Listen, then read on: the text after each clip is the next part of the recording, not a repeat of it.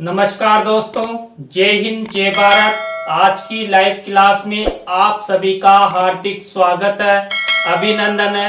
देखिए, हम अध्ययन कर रहे हैं अधिगम एवं शिक्षण पेपर का। इस पेपर के अंतर्गत आज की लाइव क्लास के अंतर्गत हम शिक्षण का अर्थ एवं शिक्षण की परिभाषाओं के बारे में अध्ययन करेंगे।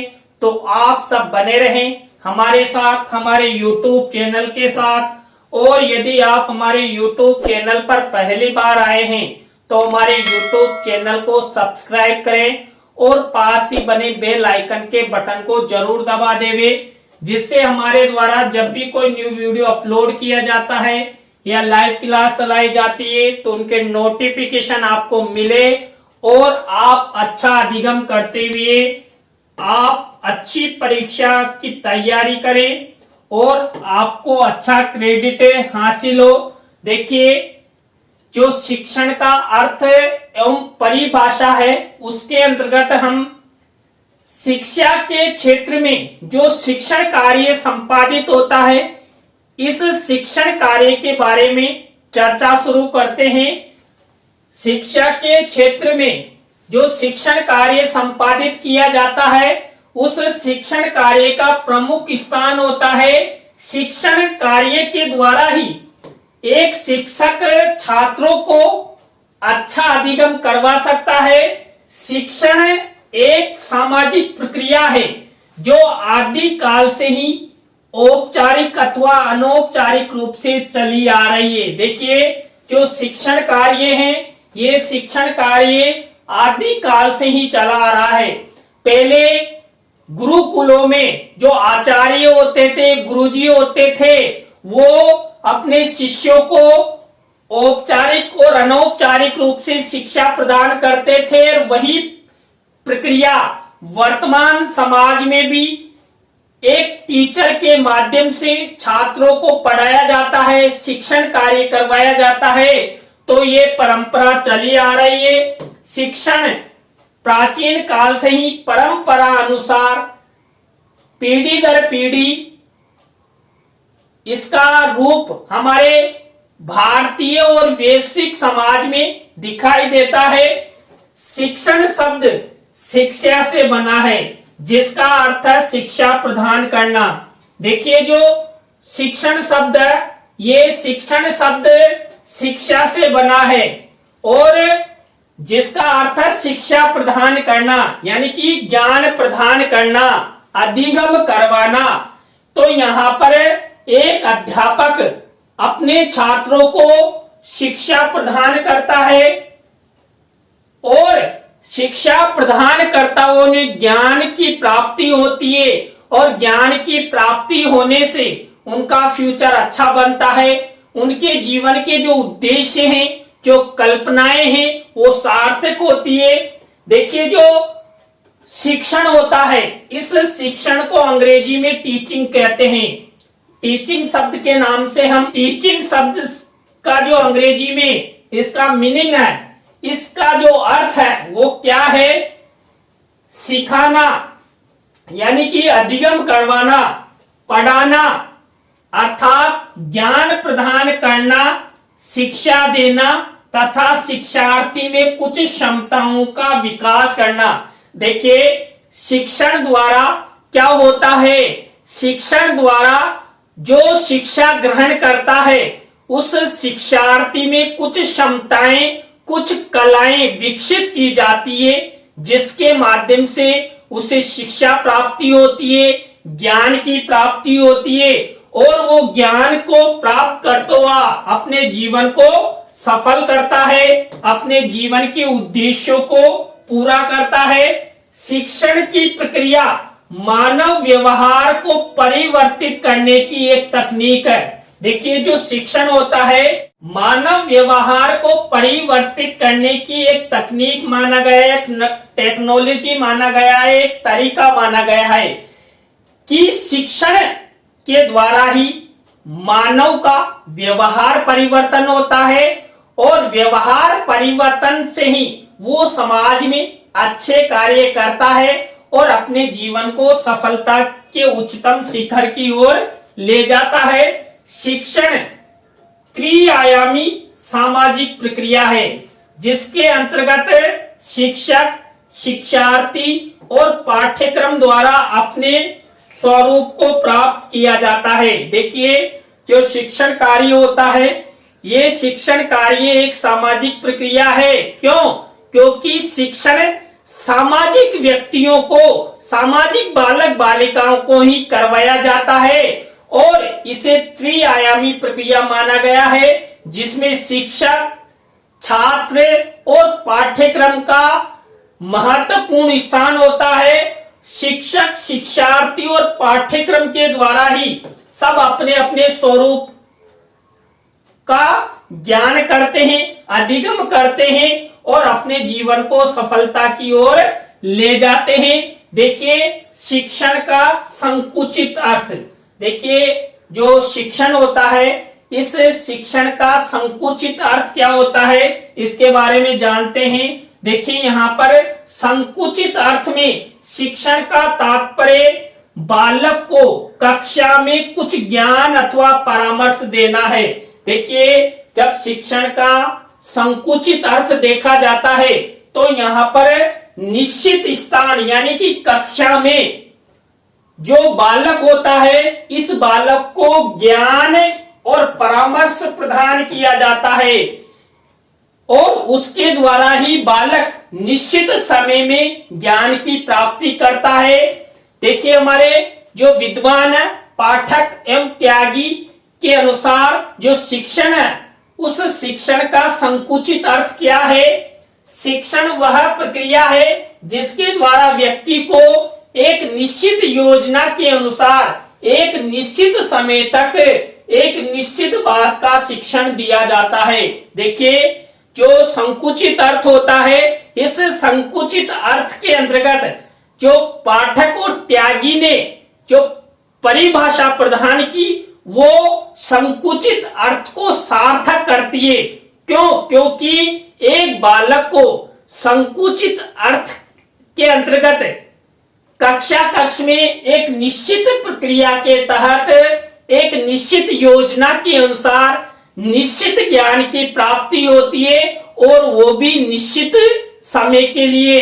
तो यहाँ पर निश्चित समय निश्चित बात का शिक्षण दिया जाता है, उसे ही जो शिक्षण होता है, इस शिक्षण का संकुचित अर्थ कहते हैं। इसी क्रम में देखिए, जो शिक्षण है, इस शिक्षण का व्यापक अर्थ, अभी अभी हमने क्या अध्ययन किया था?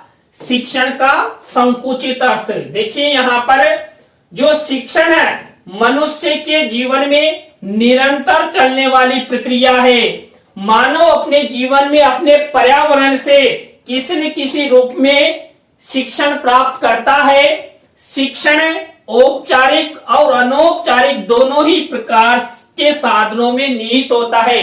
देखिए, जब हम शिक्षण का व्यापक अर्थ देखते हैं तो जो शिक्षण होता है वो औपचारिक और अनौपचारिक दोनों ही रूपों में प्रदान किया जाता है और इन जब दोनों ही रूपों में शिक्षण दिया जाता है तो जो मानव होता है, जो बालक बालिका होते हैं, वो पर्यावरण से विभिन्न प्रकार का ज्ञान, विभिन्न प्रकार के अनुभव शिक्षण के माध्यम से प्राप्त करते हैं। और जो शिक्षण होता है ये निरंतर चलने वाली प्रक्रिया है, यानी कि जन्म से लेकर मृत्यु पर्यंत तक जब बालक समझने लगता है और वहीं से शिक्षण प्रारंभ हो जाता है। देखिए, शुरू में जो शिक्षण कार्य है वो बालक के माता पिता शुरू करते हैं।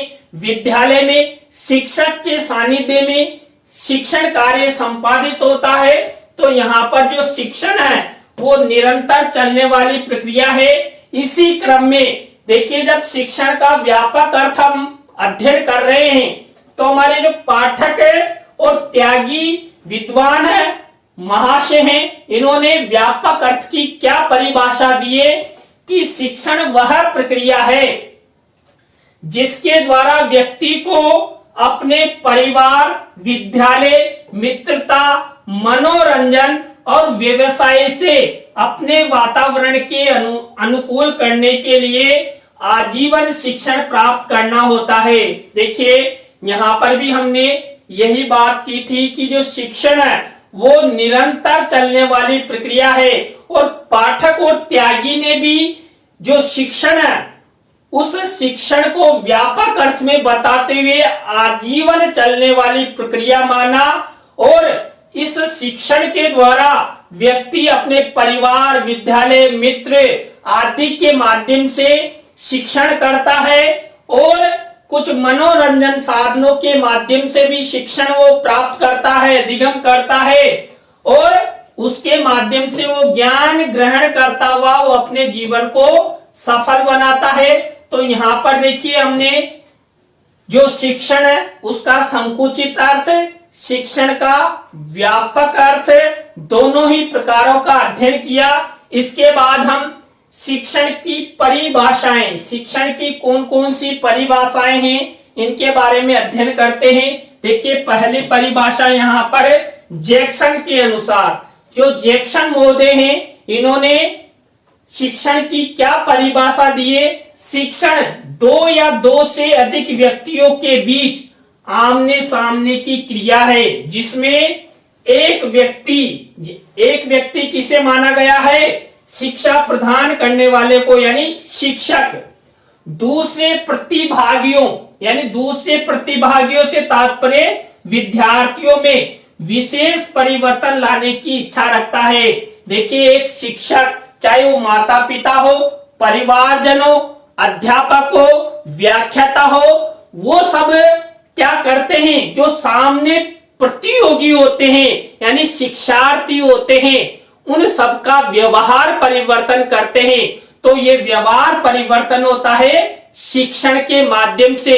तो जैक्सन ने भी यही माना कि जो सामने व्यक्ति होते हैं उन व्यक्तियों का परिवर्तन एक शिक्षक अपने शिक्षार्थियों का व्यवहार परिवर्तन करता है, और वो करता है शिक्षण के द्वारा। इसी तरह देखिए नेक्स्ट परिभाषा क्लार्क के अनुसार, शिक्षण वह प्रक्रिया है जिसके प्रारूप तथा परिचालन की व्यवस्था इसलिए की जाती है कि जिसके द्वारा छात्रों के व्यवहार में परिवर्तन लाया जा सके।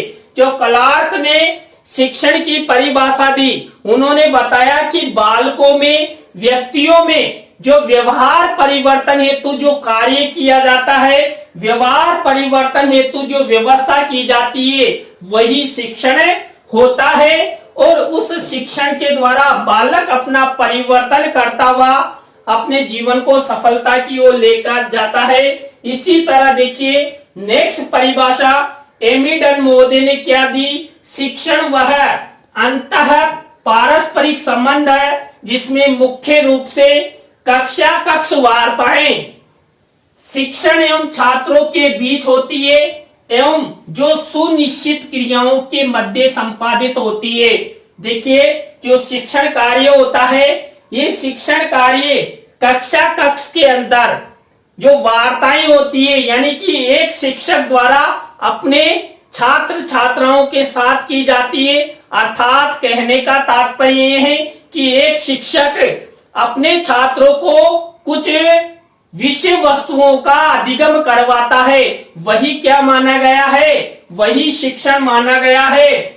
और ये जो क्रियाएं होती है कक्ष में, एक ये सुनिश्चित क्रियाओं के मध्य ही संपादित होती है। इसी तरह देखिए नेक्स्ट परिभाषा दी है रायब्रन के अनुसार। रायब्रन ने क्या परिभाषा दी है शिक्षण की? शिक्षण एक संबंध है जो विद्यार्थी को उसकी शक्तियों के विकास में सहायता करता है। देखिए प्रत्येक बालक में कुछ न कुछ शक्तियां होती है, कुछ न कुछ सृजनात्मक कार्य होते हैं। उन शक्तियों को बाहर निकालने का कार्य शिक्षण अर्थात शिक्षा के द्वारा ही संभव होता है। और शिक्षण के माध्यम से जो विद्यार्थी होते हैं, इन विद्यार्थियों की शक्तियों को बाहर निकालने का कार्य एक शिक्षक करता है। और विद्यार्थियों की जो शक्तियां हैं वो बाहर आने पर उनके जीवन को सफल करती है। तो शिक्षण के द्वारा ही जो बालकों में शक्तियां होती है उन शक्तियों का विकास कर उनकी सहायता की जाती है। इसी के क्रम में बीओ स्मिथ ने शिक्षण की क्या परिभाषा दी है? शिक्षण क्रियाओं की व्यवस्था है जो सीखने की उत्सुकता जागृत करती है। देखिए, बीओ स्मिथ ने शिक्षण क्रियाओं की व्यवस्था माना। जो शिक्षण होता है ये शिक्षण क्रियाओं की व्यवस्था है और प्रत्येक बालक बालिका को व्यक्ति को सीखने की उत्सुकता जागृत करता है। शिक्षण के द्वारा प्रत्येक बालक बालिका में रुचि उत्पन्न होती है और उस रुचि के अनुसार वो ज्ञान प्राप्त करते हुए, शिक्षा प्राप्त करते हुए, अधिगम करते हुए अपने जीवन को सफल करते हैं। अब यहाँ पर केपी पांडे के शब्दों में जो शिक्षण है, इस शिक्षण की क्या परिभाषा है? यहाँ पर शिक्षण एक सुव्यवस्थित क्रियाओं का समन्वित रूप है जिसमें अंतः क्रिया द्वारा शिक्षण सुप्रयास एवं योजनाबद्ध तरीके से पूर्व नियत अधिगम लक्ष्यों की प्राप्ति हेतु उपस्थित सामाजिक पर्यावरण में कार्यशील होता है। देखिए, केपी पांडे ने जो शिक्षण की परिभाषा दी वो बहुत ही अच्छी है। इन्होंने बताया जो शिक्षण होता है ये सुव्यवस्थित क्रियाओं का समन्वित रूप है, यानी कि शिक्षण को एक योजनाबद्ध एक तरीके से एक निश्चित समय अनुसार छात्र छात्राओं को प्रदान किया जाता है और जो शिक्षक होता है उस शिक्षक और छात्र में अंतः क्रिया होती है और उस अंतः क्रिया के द्वारा छात्रों में ज्ञान की प्राप्ति होती है और उस ज्ञान के द्वारा क्या होता है, जो लक्ष्य हैं उन लक्ष्यों की प्राप्ति होती है। किनको? छात्र छात्राओं को। इसी क्रम में देखिए नेक्स्ट परिभाषा दिए जो विचारवादी दर्शन है। इस विचारवादी दर्शन के अनुसार क्या है? शिक्षण एक ऐसी प्रक्रिया है जिसमें व्यक्ति को आत्म अनुभूति की ओर बढ़ने में सहायता मिलती है। आत्म अनुभूति से मतलब अंतर्निहित शक्तियों को बाहर निकालने का कार्य शिक्षण के माध्यम से होता है।